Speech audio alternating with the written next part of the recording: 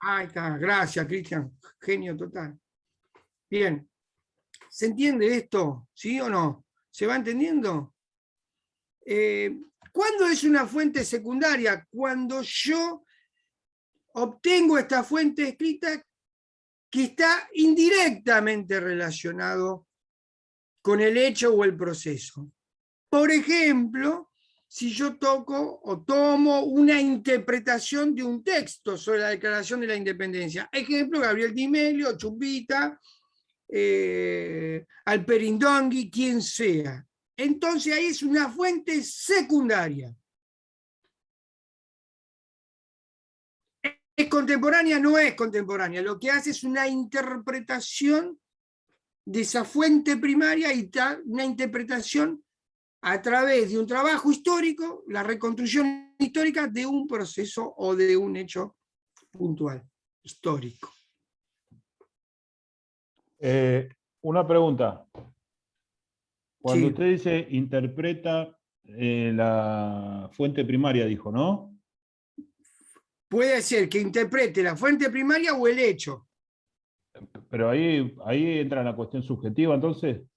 Todo es subjetivo. No, bueno, pero en este caso más todavía, porque está interpretando algo. Sí, totalmente, porque la historia es subjetiva. Sí, Los chicos tienen que entender que la historia es subjetiva. Sí, estamos de acuerdo en eso, ni hablar. La construye el hombre, la construye los hombres y mujeres, ¿no? Por supuesto, cuando digo hombres, no voy a ir con el discurso este de una cosa a la otra. Hombre, para mí no separo nada, para mí va todo junto. Va todo junto. Exactamente. Digo hombre, puede decir mujer, lo que diga, no importa, es lo mismo. Estamos. Digo, esto es importante, digamos, entenderlo, que lo que está haciendo es un acercamiento a la interpretación, digamos, esa fuente secundaria que mayormente trabajamos nosotros en el aula, con autores. ¿Se entiende? Con autores, ¿sí? Fragmentamos, buscamos un fragmento del texto, lo incorporamos a la clase y a partir de ahí hacemos el análisis. ¿Qué pasa? A veces tenemos que hacer un análisis historiográfico. ¿Qué significa? Tiene dos caminos. Un camino que tenga otra mirada, se oponga, ese es un trabajo de discusión historiográfica, que se oponga a ese hecho con otra fuente u otra mirada. También puede tener otra variante, que lo que yo quiero no es contrastar las fuentes, ¿sí? Sino lo que busco es completar la información, a lo mejor. ¿Se entiende esto? Por ejemplo, si yo tengo en un mismo texto dos visiones historiográficas, Sí. ¿esas son fuentes secundarias? Todas son fuentes secundarias. ¿Todas son secundarias? Sí. En ese sentido, que vos, contextualizando lo que vos querés hacer. Exactamente. Ahora, Bien. ¿cuándo una fuente secundaria se transforma en una fuente primaria? Por ejemplo, un periódico.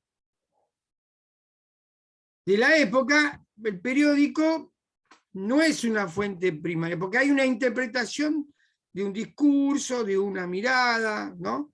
Entonces, esa fuente que es secundaria, que es contemporánea, pero es interpretativa, pasa a ser primaria. Perdón, y si yo pongo el discurso sin ninguna interpretación, tal cual como fue, Es ¿no es una una fuente primaria? Es Ahí una está la fuente primaria. diferencia. Exactamente. ¿Se entendió, no? ¿Sí? O sea, profe, que es pura, digamos. ¿Cómo? Que la primaria vendría a ser como que es pura, digamos. No le coloque eso a palabra porque no pues es una okay. palabra poco académica, ¿sí? Bueno.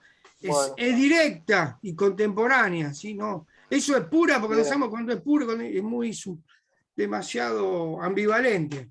Muy narco. ¿Cómo? Claro. Muy narco la palabra. Alcohólico. Qué terrible. ¿Se entendió, no? Esto. Entonces, la fuente secundaria que nosotros mayormente trabajamos en el aula. Tal vez podemos trabajar una fuente primaria, la Declaración de la Independencia, alguna epístola, ¿sí? Algunas cartas, que pueda analizar. Bueno, eso es una fuente primaria. ¿Estamos? ¿Sí? ¿Se entendió? Lo que pasa es que una fuente primaria, secundaria se transforma en primaria cuando soy investigador. Me doy cuenta que mi fuente primaria se me cae, que es falsa, al contextualizarla a la comprobación científica con otra fuente que es falsa, que es lo que la fuente que yo tenía que era secundaria pasa a ser primaria ya. Es más complejo, pero bueno, eso lo dije por decir, pero bueno. Sí.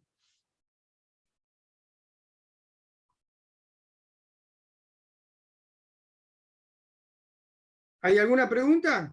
¿Alguien quiso hacer una pregunta? ¿No? ¿Ninguna? Bueno. Profe, profe, disculpe. Entonces, sí. una fuente primaria, cuando pasa a ser secundaria, ¿y de qué manera la puedo sacar a ver cómo decirlo? Usted dijo recién de que la tengo que contrastar con otras fuentes, y cuando la fuente primaria no concuerda, ahí pasa a la secundaria a ser primaria, ¿no? Por ejemplo, la fuente primaria que nombró usted primero, ese de la Constitución. Si yo tendría que... No, Declaración de la Independencia. Declaración de la Independencia. No, Si no yo tendría que... confundamos, Roberto, por favor. No. A esta altura La ya tengo la cabeza confusión requemada, puede profe. llevarnos a mal camino. Si yo encuentro documentos que se pueden contrastar con eso, también pueden llegar a ser... las secundarias pueden pasar a ser primarias, en ese Sí, sentido. lo que dije, exactamente. ¿Sí? Bueno, eso. Bárbaro.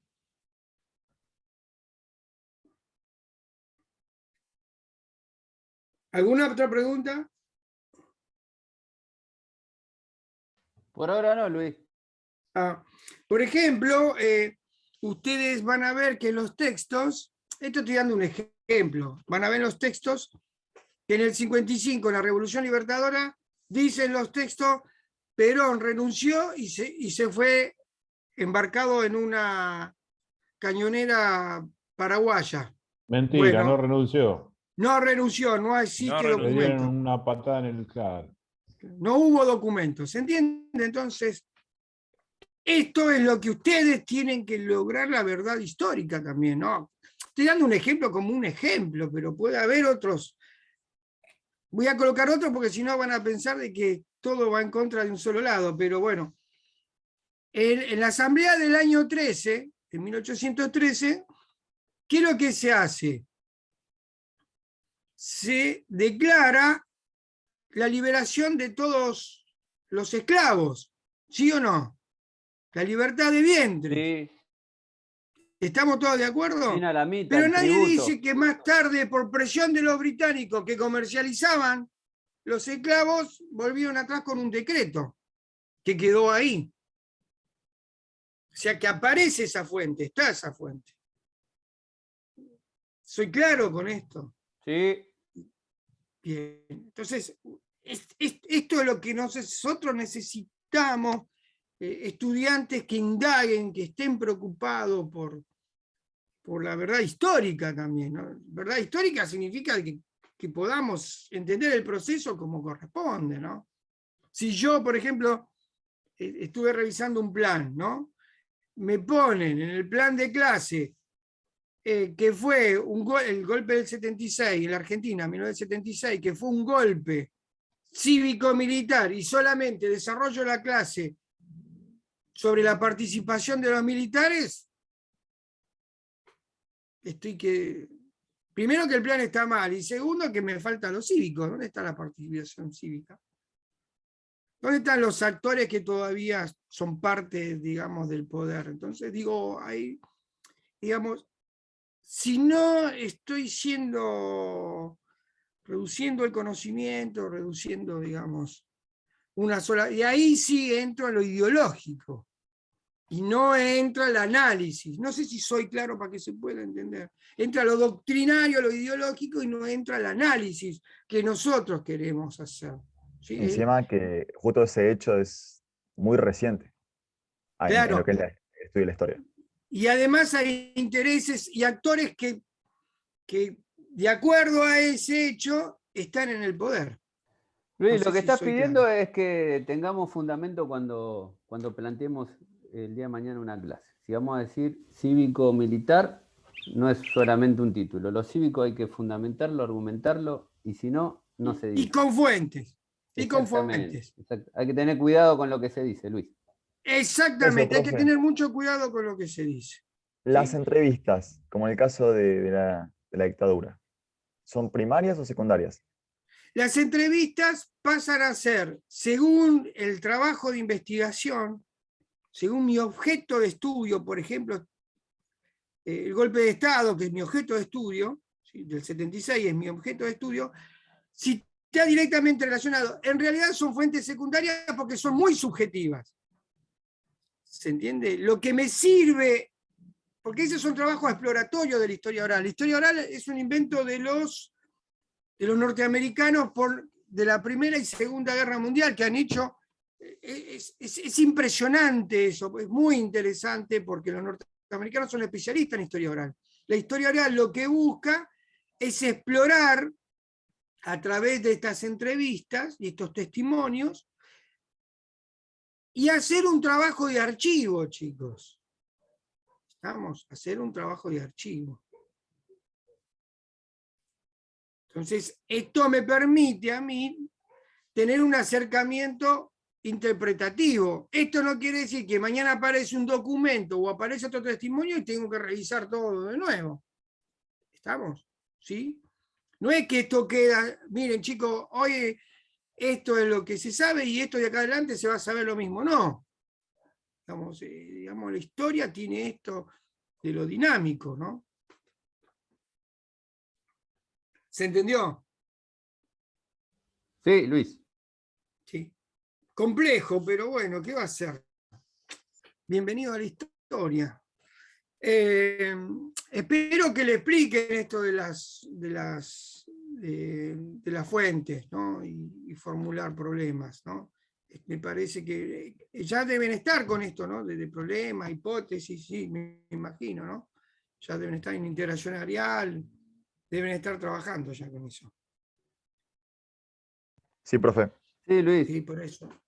Por eso mismo traten de aprovechar las clases. Bien. Me fui de carretera, pero creo que sirvió eso, ¿no? ¿Hay alguna otra pregunta? Hubo pólvora, sí. Hubo pólvora, sí. Martín le gusta la A pólvora. los cañonazos tuvo Luis, bravo, ¿eh? ¡Fua! Sí, ¿no? Otro concepto que también sirve para problematizar, ¿cuál es el contenido? Revolución libertadora. Ahora, podemos hacer una investigación problematizando la cuestión semántica, revolución libertadora. ¿Fue una revolución libertadora? ¿No? Como título, ¿no? Porque fíjense que está como contenido en el diseño curricular como revolución libertadora, ¿no? Entonces ahí puedo trabajar problematizando el concepto, ¿no? La O fue un cuestión golpe de semántica. Estado. O fue un golpe de Estado. O fue un golpe de Estado, O ¿no? Entonces restitución digo, liberal. claro, claro, bueno, ahí está. Entonces, esto es importante, chicos, que nosotros desde acá, ay no, pero tiene que ser el contenido prescripto, bien. Está prescrito porque voy a trabajar el contenido, pero desde Yo se lo voy a cambiar. Chao, yo se solamente lo voy a cambio. cuestionar, exactamente. Lo voy a llevar a constatar con qué, con la realidad histórica. ¿Sí? ¿Bien? ¿Estamos? ¿Se entiende esto? Sí, ni hablar. Bueno, vamos.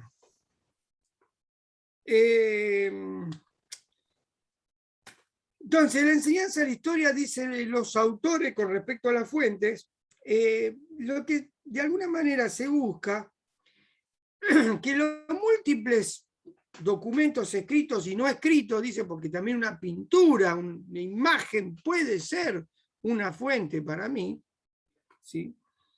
Esto también tiene mucho que ver en la selección que yo voy a tener de fuentes.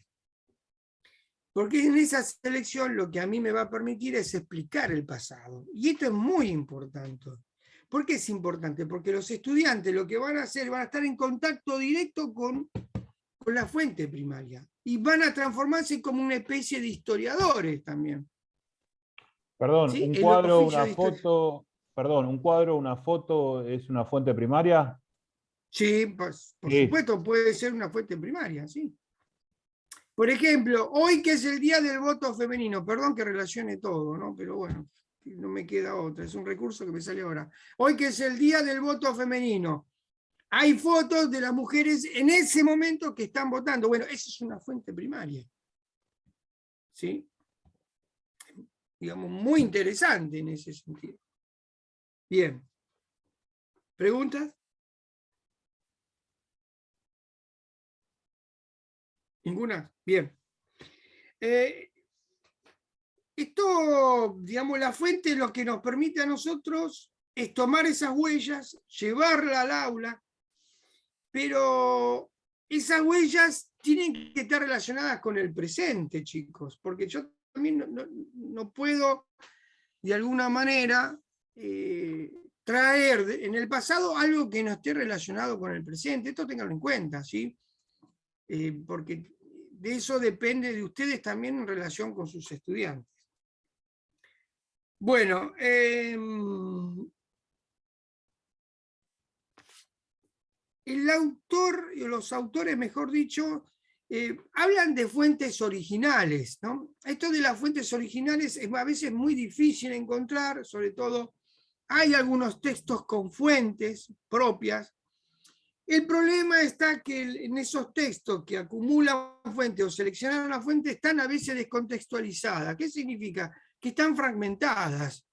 Entonces yo necesito todo el paratexto, ¿sí? Todo lo que rodea esa fuente. Muchas veces es utilizado ideológicamente a las fuentes también. Entonces tengamos cuidado con eso. ¿Sí? Tengamos mucho cuidado. ¿Pregunta? Eso es lo que se dice vulgarmente, sacar de contexto, Luis. Exactamente. Sí, es muy propio también lamentablemente, del trabajo científico y sobre todo la ciencia histórica, ¿no? Tenemos que ver todo el tema del proceso. Bueno, ¿qué me permite la fuente? Me permite imaginar, digamos, un mundo. Digamos, un mundo, cómo se maneja el mundo. Por ejemplo, yo traigo...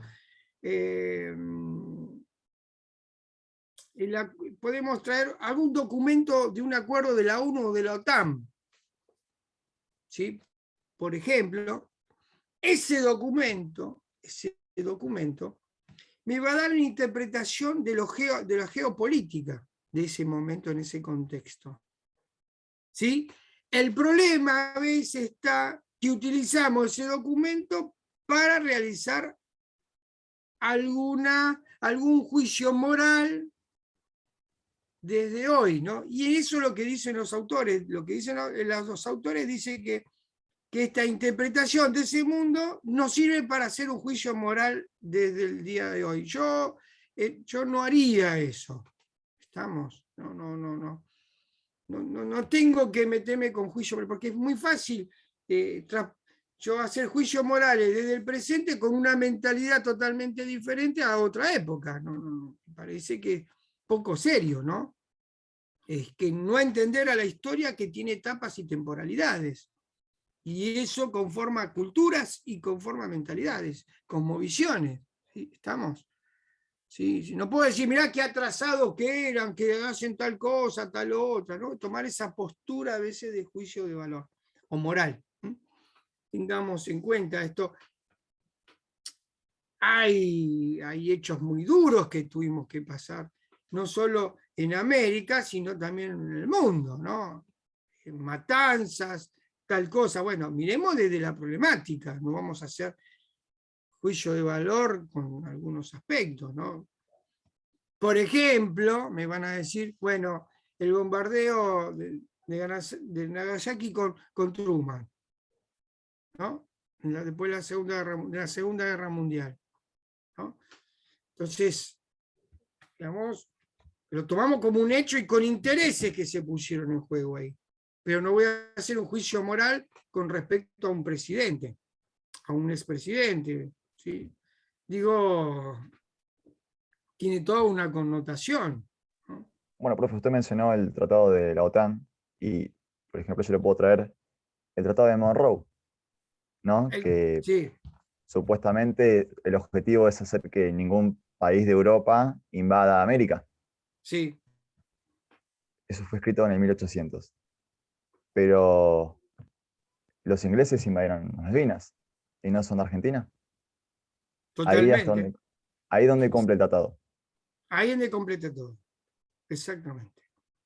¿Sí? Y además, Cavallo en Madrid firmó un tratado de no comprar ningún avión, ningún barco que tenga elementos fabricados por los británicos. Por eso ustedes van a ver que en el presupuesto que se presentó en el Congreso ayer, se le va a comprar a China porque se van a comprar, no sé, creo que 8 o 9 aviones de combate. Esos aviones de combate no tienen ningún insumo británico.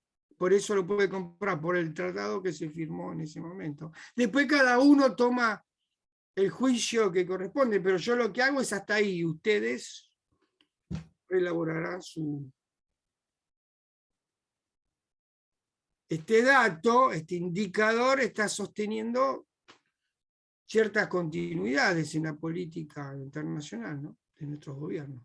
Y la permeabilidad. ¿Estamos? Bien. ¿Preguntas? Ningunas. Bueno. Entonces tengamos en cuenta esto de los juicios morales, este tipo de cosas que me parece que habría que...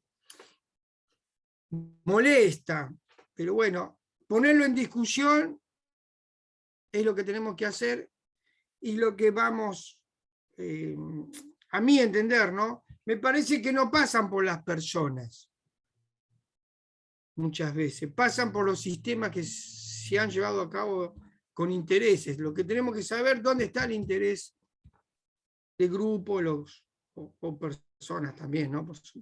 Pero mayormente son grupos, intereses que se van conformando, ¿no? Bien.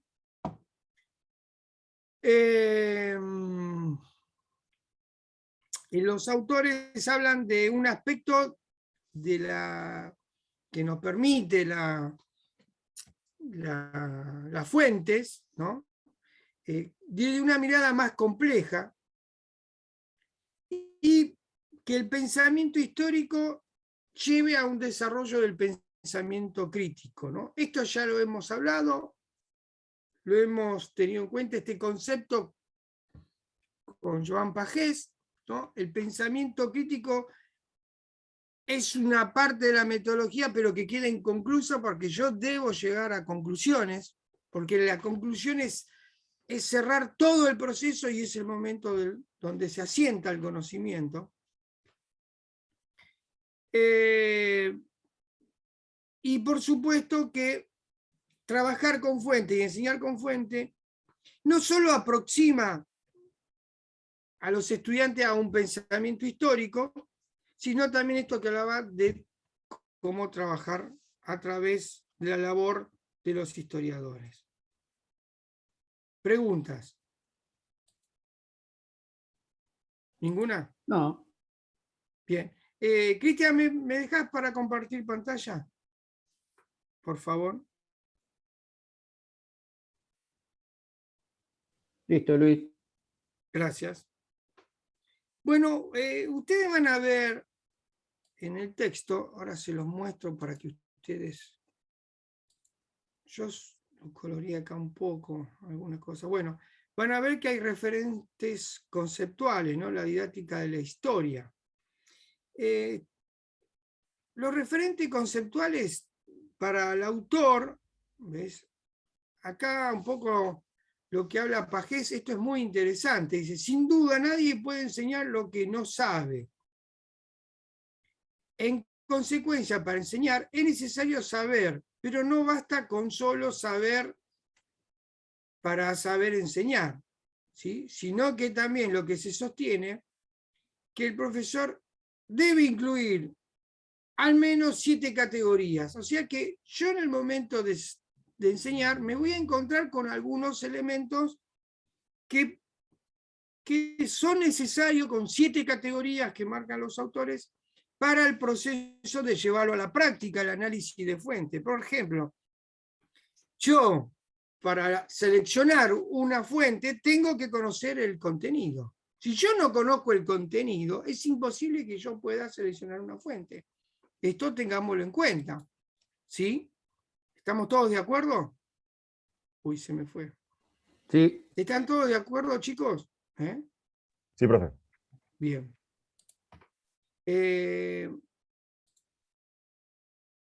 Algo que para mí es importante. También el segundo punto no solo es conocer el contenido, sino el conocimiento de la didáctica general. ¿A qué me refiero con didáctica general? Como hemos visto durante el transcurso del año, la didáctica general tiene que ver de qué manera voy a enseñar. ¿De qué manera voy a enseñar? A través de métodos y estrategias. Ya lo hemos visto al principio, si toman la didáctica general es la que vimos con Davini, ¿sí? Davini marcaba justamente esta didáctica general. ¿Qué es lo que hicimos? Un trabajo de transposición ¿a dónde? Al andamiaje propio que puede llevar a la didáctica específica de la historia. Si yo di ejemplos, algunos que podemos tomar es el estudio de caso.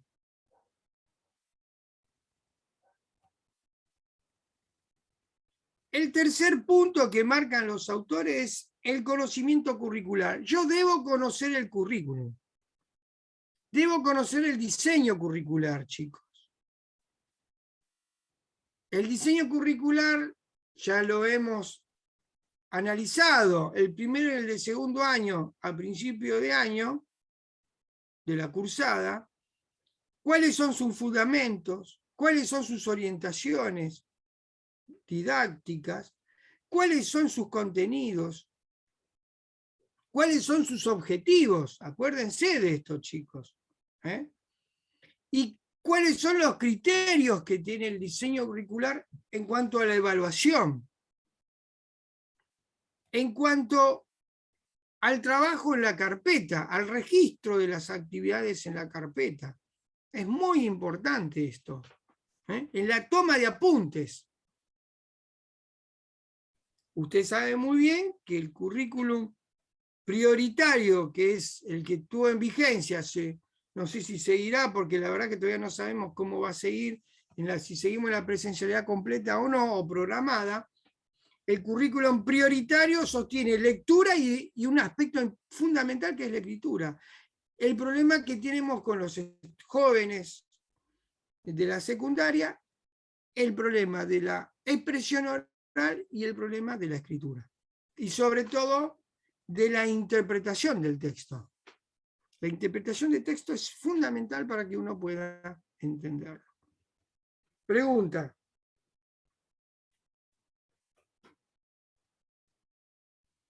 ¿Ninguna? Bueno, el cuarto es conocimiento didáctico del contenido. ¿Qué significa el conocimiento didáctico del contenido? El conocimiento de cómo voy a abordar ese tema, ese contenido. Por ejemplo, Revolución de Mayo, ¿no? El 25 de mayo de 1810 en las Provincias Unidas del Río de la Plata. ¿Cómo lo doy? ¿Qué didáctica tengo que aplicar? Si yo tomo un orden lógico, tengo que ver, primero, Revolución Industrial, Revolución Francesa y Revolución Industrial, Revolución Norteamericana y Revolución Francesa. ¿Sí? Para poder entender las revoluciones que siguen. ¿Se entiende? Sumado a esto, la revolución tan importante nuestra americana, que es la revolución de Haití. Entonces, a partir de esa gama de antecedentes lógicos de la complejidad, voy a lo particular que es la Revolución de Mayo. Preguntas. Ahí, profe, ¿entraría en juego la transposición didáctica o no? Claro, la didáctica, vas a ir con un orden lógico, desde lo general a lo particular se llama eso. Desde lo geopolítica a la política propia de Sudamérica. ¿Se entiende? Claro. Sí. Eso es un orden lógico, de lo general a lo particular, de lo concreto a lo abstracto. Eso es un orden lógicos, que son como especie de metodología estructurante, porque las tengo que tener incorporadas, no las voy a colocar a veces en el plan, pero tienen que estar incorporadas dentro, desde lo más complejo a lo simple, o de lo simple a lo complejo. Esto también, lo complejo lo tengo que hacer simple. ¿Sí? Esto es práctica misma del posicionamiento del paradigma complejo, ¿no? Pero tengo que ir de lo simple a lo complejo. ¿Estamos? O sea que yo cuando voy a abordar las revoluciones tiene que ser de una manera contextualizada, con variables específicas, para poder entender la complejidad de la Revolución de Mayo. ¿Se entiende esto? ¿Sí o no? Sí, siguiendo el orden de los acontecimientos. Bueno, preguntas. No se queden. Yo veo a las chicas que no preguntan.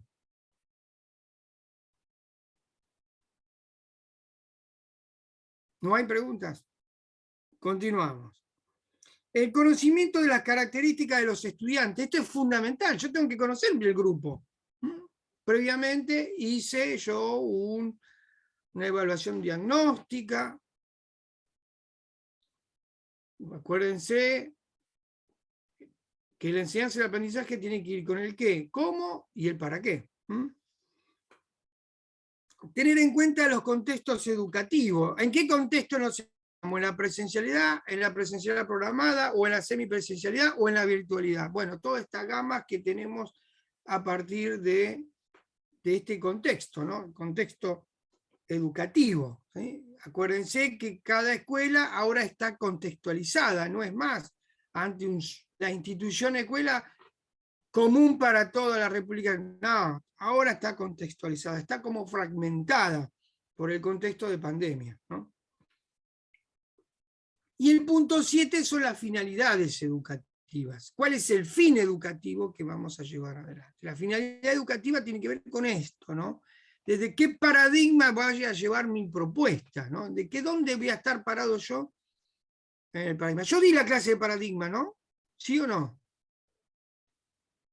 ¿Di el power de paradigma, chicos? Creo que no, Luis, de paradigmas, me parece que no. ¿No? No me digan. Se te escapó la tortuga, Luis, ahí, ¿eh? Sí, gran filósofo argentino, nuestro querido Contemporáneo. Diego Armando Maradona. Bueno, se me escapó la tortuga. Bueno, ahora como se me escapó la tortuga, la doy ahora. Cortamos, doy eso y cerramos. ¿Les parece? Sí. Bueno, busco ahora el power, cortamos, volvemos y damos paradigma. Que es cortito, es un power muy cortito. Y lo grabás, Cristian.